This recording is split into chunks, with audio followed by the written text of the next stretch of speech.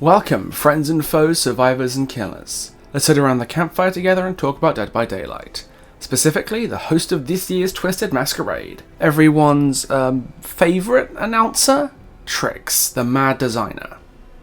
Dead by Daylight hasn't long finished celebrating its 8th anniversary, and as is tradition, the Twisted Masquerade event hit the game to bring the festivities to the fog for 3 weeks. For the third consecutive year, maps were festooned in balloons and bunting. The event tome opened with a bunch of challenges and exclusive cosmetics, and the event game modifier brought us a ton of new effects that received, they were received, let's just leave it at that. Since its debut 3 years ago, the Twisted Masquerade event has always had a different level of pomp and circumstance than the other annual events. The Blood Moon and Hallowed Blight events both have the feelings of natural phenomena within the fog itself as the Blood Moon rises, or the blighted pustulas bloom from the entity itself. But the Twisted Masquerade is quite different. It's made, lovingly curated by a planner with an eye for detail and a good party. And even since the beginning, that planner has been the Mad Designer. During the Twisted Masquerade event modifier, the Mad Designer would appear routinely throughout the trial as an NPC and announcer to mess with players in different ways, and provide commentary on the match as it plays out. The reactions to her were both loud and mixed, just like the reactions to the event itself, and, let's be honest, everything else in Dead by Daylight as well. With many praising her eclectic charm and others finding her to be an irritating background noise, getting in the way of their enjoyment of the event. I'll talk more about where I stand on the recent portrayal of her later, but a lot of folks seem to believe that the Mad Designer was a new character created for this year's Masquerade, but that couldn't be further from the truth. The Mad Designer has been a character in Dead by Daylight's lore for years, but to find it you'd had to have been reading the tomes for a while. And not the stories about the existing killers and survivors either, you gotta look in the Observer stories for her. And some of the lore about her goes back years. If the comments on videos like The Observer or The Black Veil are any indication, people don't read this shit. And given how obtuse getting through some of it can be, I don't entirely blame you. But I thought now that the third year of the Masquerade is just behind us, now would be a good time to get you lot up to speed. Who is the Mad Designer? Where did she come from? And what does she want? The Mad Designer is a figure in the entity's realm with immense power who appears to worship or adore the entity and pays tribute to it with the Twisted Masquerade. She refers to it lovingly as the Sweet Darkness, both in the tomes and in her voice work, and the 2024 Twisted Masquerade shows her love for the entity more than ever before. Her voice lines affirm that amidst the horror and the death of the trials, she's having a grand old time, and she's more than happy to share that joy with the survivors and killers alike. But to understand where this joy came from and where she got that immense power, it's probably a good idea to start at the beginning and where she first came into the picture, all the way back in Tome 3. While she doesn't appear in the flesh or by name in Tome 3, the Observer's logs of his time in the tower do suggest that he's not alone in there. As something else in the fog that shares or exceeds his level of power but is more inclined to use that power for whimsy. When he's not trying to solve the mysteries of the fog, getting smashed on whiskey he conjured out of his brain, the Observer passes his time practicing his golf swing by hitting balls with the roof of his tower, presumably planning for the gentrification of the realm. Maybe that's why the Swamp rework has been delayed so much, demolishing it and turning it into the Observer's 18-hole golf course, and somehow that'll still have less dead zones and wretched shop. But one day he woke up to a bunch of new balls in a bucket, balls that upon closer inspection turned out to be dried and fossilised human eyeballs. No idea who left them, no idea why, but the Observer took the gift as a sign of something greater at play in the fog. Whatever force is out there, it clearly isn't as malevolent as the entity, but shares its gritty sense of humour. And as the Observer stories continue, we'll see more of that sense of humour going forwards. Tome 6 alludes to her presence as well, with the Observer finding notes full of absurd stories and memories that not only don't help him in his plans to understand the entity's realm, but actively reject it. The notes suggest that whoever wrote them, implied to be the Mad Designer, has lived in the Observer's tower before and can access memories and manifest objects in the fog in much the same way that he can. He stores these notes along with several others in the Chamber of Blood, and all future references to the Mad Designer outside the event tomes are therefore categorised under the Chamber of Blood. So if you're looking for them yourself, that's where you should be looking.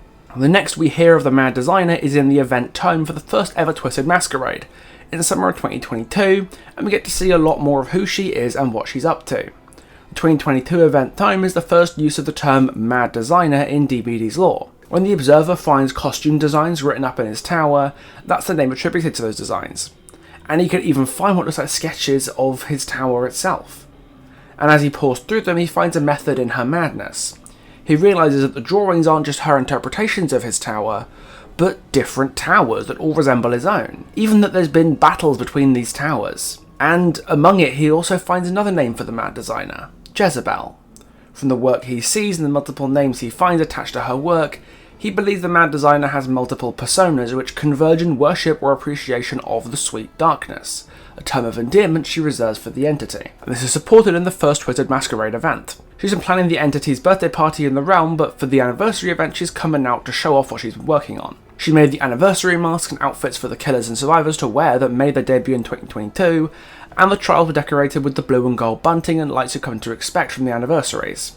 But behind the scenes in the Observer Tome section of Tome 11, we get to see the darker side of the Mad Designer and what she's really capable of. The Observer has been fighting off creatures and monsters attacking his tower since Tome 9 or 10, and we see him stagger back to his tower to recover, only to find a party waiting for him.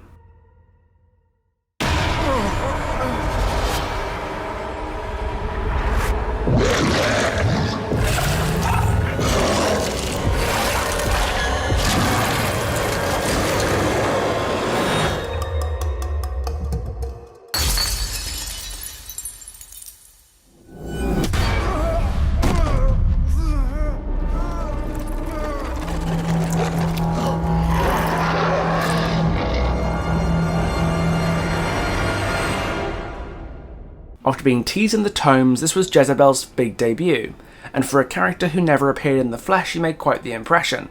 A few things about the character were set in stone for us by the end of Tome 11 cinematic. The Mad Designer was first and foremost a force of chaos, someone who rejected the Observer's dedication to finding truth and making sense of the madness of the fog to revel in the madness instead. Concepts like loyalty and doing the right thing are alien to her. One minute she's giving the Observer golf balls, inviting him to her party, the next she's setting the monsters of the fog on him, after which she goes missing for several tomes. She's fun and dangerous in equal measure, not actively rejecting morality, but instead choosing to ignore it in favour of using her immense power to have a good time and celebrate the sweet darkness she loves so much. We didn't hit anything new from the Mad Designer until a year later, when Tome 15 hit, and not long afterwards the 2023 event tome for that year's Masquerade. Tome 15 barely featured her, but did show us something curious. Jezebel wasn't the name the Mad Designer was known by anymore, but instead there were many different variations. Zizzle, Zizzle Tryks, Lady Tryks, or simply Tryks. No sign of the Jezebel name at all, and this might be an allusion to the multiple personas angle mentioned in 2022's anniversary time. For all we know, Tryks and Jezebel are different personas that exist within the person we know as the Mad Designer, and this idea really piqued my interest. Maybe one element of the Mad Designer is somewhat benevolent, like how she reached out to the Observer with those golf balls, while another persona might be more malicious and hew more closely to the entity's wishes for supplication and adoration. Perhaps most excitingly of all though, the second Twisted Masquerade event showed us something we hadn't seen before, a visual preview of what the Mad Designer looked like, and proof that behaviour had at least started to make a model for her. Right away, I am loving what we have here. One arm festooned with bracelets and nicely painted nails, the other black and mutated in a fashion not dissimilar to our very own Kami Nomura. It's almost crystallised, and it got me really excited to see whatever behaviour had planned for the Mad Designer in the future. Unfortunately, Tome 15 in the second Masquerade tome didn't feature her so much or offer so much insight about who she is because they're not written from the Observer's point of view. Instead, they're written by Cliff Barra, the horror director and writer who's been stuck in the fog and occupied the Observer's tower after his disappearance at Tryks' hands. Unfortunately for us, Cliff is mostly recapping what we already know. He doesn't have the Observer's insight into her power or how the fog works at all, meaning that neither of these entries have a lot to offer us. And thus began a long wait before we saw the Mad Designer again, until Tome 18 earlier this year marked Tryks' return to DBD's tomes, and it gave us the best insight into her nature we've seen so far, leading up to the anniversary celebrations. Tome 18 also shows us exactly what the Observer's been doing since his disappearance in Tome 11. Tome 17 showed the Observer plotting to escape the party in his tower, and eventually the entity realm as a whole by entering the Void, the realm where the entity discards survivors and killers alike who've outlived their usefulness. Tome 18 shows us where this journey took him. We catch up with him wandering the desolation of the Void and trying to find any means of escape amidst the endless wasteland. In Arcus 10-202, the Observer stumbles upon a realm within the Void, full of weird curiosities that he attributes to Tryks' activities. The structures she creates are absurd and rancid and fanciful and weird. Not the kind of things you often see in the realm with the entity, and generally seem far more complex than what the Observer can create.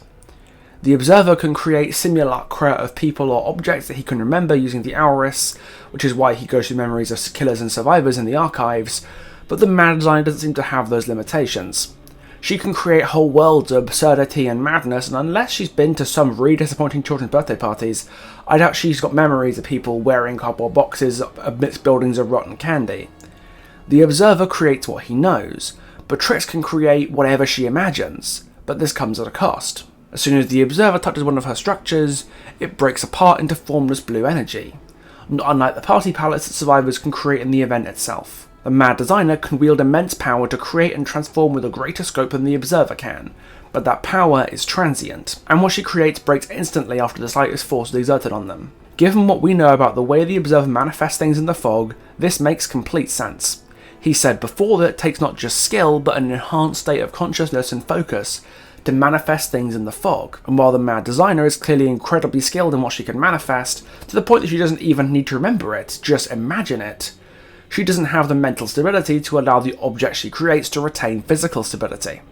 She doesn't have the Observer discipline and self-control, so whatever she makes, as spectacular and fantastical as it is only temporary. So after all this build-up, we got confirmation in the DBD anniversary livestream this year that the Mad Designer will be making her debut in the game proper in the third Twisted Masquerade event. And for lore whores like me, this is very exciting. We've only had 2 moments before of a character from DBD's background lore graduating into the game proper, the Blight and Hattie Core.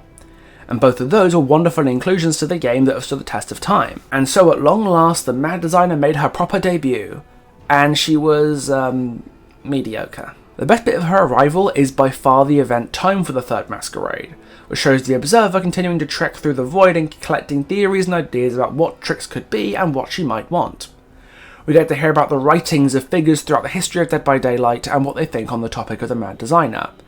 Both Cliff Barra, that director from earlier, and Talbot, otherwise known as the Blighted Killer, believes that she's an ancient being that went mad from the power she possessed, while Shelley, whoever she is, believes that she's a human from a highly advanced civilization, just like the Observer himself, a belief that I share, with the eye designs on her outfit and especially that big patchy thing that she has on that resembles the Auris.